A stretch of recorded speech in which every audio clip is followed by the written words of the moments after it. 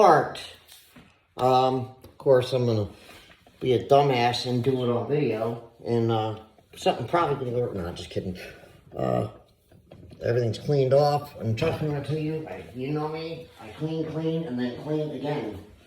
So finally, we are going in.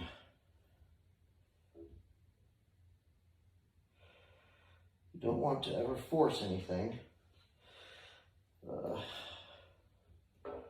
Looks like this rust bearing's a little bit off here. Okay. And we just very carefully. I must be just off-centered or something here. There's something behind the thrust bearings here that's causing it to. There we go.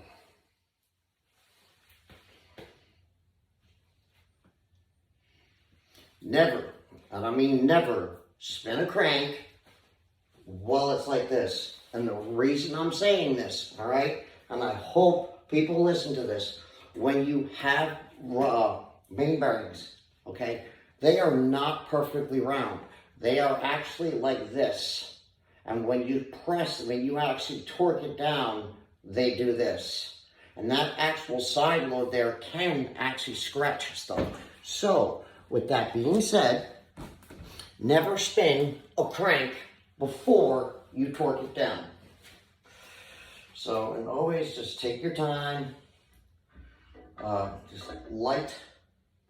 The other thing is, like, while this is a nice piece, the girdle, it is nerve-wracking putting it in because just waiting for it to not go down right and possibly scratch the crank. Now, what I like to use, and I hate the fact that it's dirty, is a rubber mallet. And don't go crazy. Once. You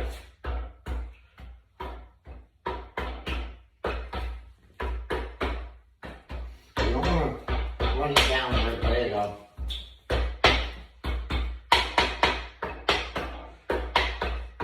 And then from there, gently start the bolts. I already have them coiled, but just for a little dab where I put them. Always we'll make sure there's oil on top of the washer so that this way, and the threads, I've already torqued this before a minute ago, I should say a few minutes ago, because I had to do measurements and make sure my clearances were good for my build. I'm glad I didn't go with the, what we call the ACL Race Extra Thou Clearance bearing. While that's good for a pure race motor, those clearances bring the oil pressure down. So you have to run really thick oil, and that's great for like short bursts. And always, as I've always said, and I say it again and again and again, clean, and clean some more. Yes, my hands aren't technically filthy, but catching oil brings dirt, debris, and everything else near the motor.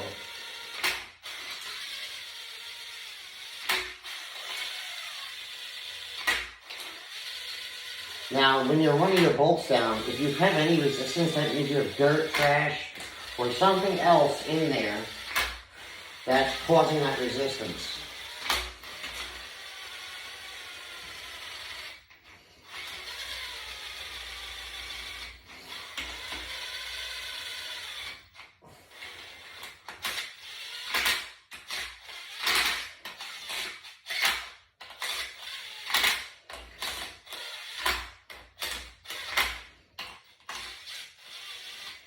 So, and obviously always follow torque specs. The torque specs on this are 26 is the initial torque, and then after that, the torque is, hey, let me put this, try to get something. After that, the torque is 41 degrees. So you really need something that's very accurate. And the pattern is up, down, diagonal, diagonal, straight across, diagonal, then diagonal again, then straight across the diagonal. So it's 1, 2, 3, 4, 5, 6, 7, 8, 9, 10. So that's always the way it's done when you do that in 2 sequences. And I actually have a socket set that I have that is completely separate for engine building. Why? Well, it keeps everything clean. You can't get them dirty if all you use them for is engine building.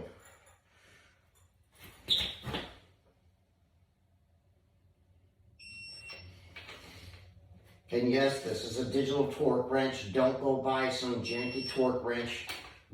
Use something good. Don't use junk, guys. This gives me an exact torque spec within accuracy within, I think it's less than 1 foot-pound accuracy.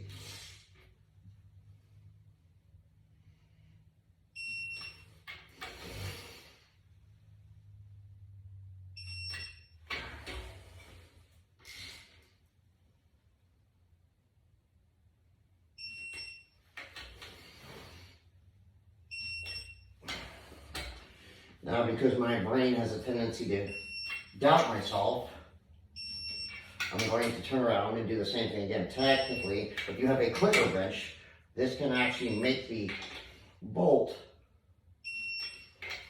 actually pop a little bit more. That's why they say the clicker wrench never double click. Alright, so checking all the measurements and where they stop.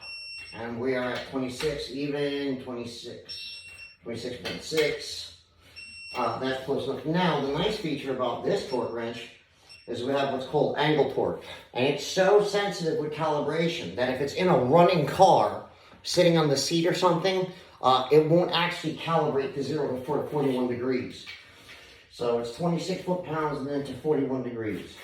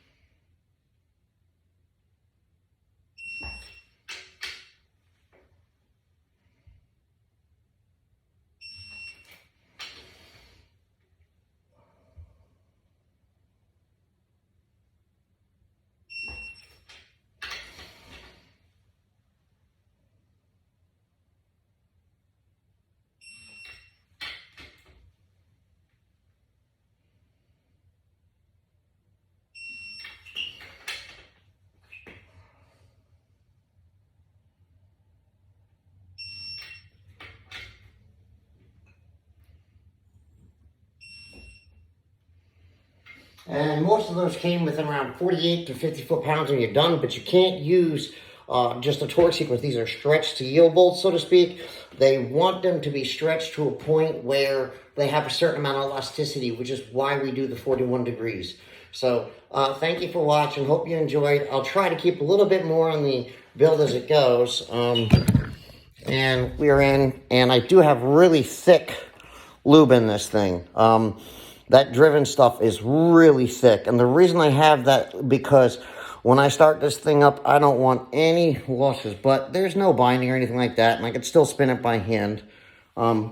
It's just I'm not using a thin assembly lube because trust me, when I fill this thing with just oil instead of assembly lube, I mean, this stuff's like, I am going to prime it with a special tool that I have. It's a canister that pressurizes an oil system. We use it on the LS motors.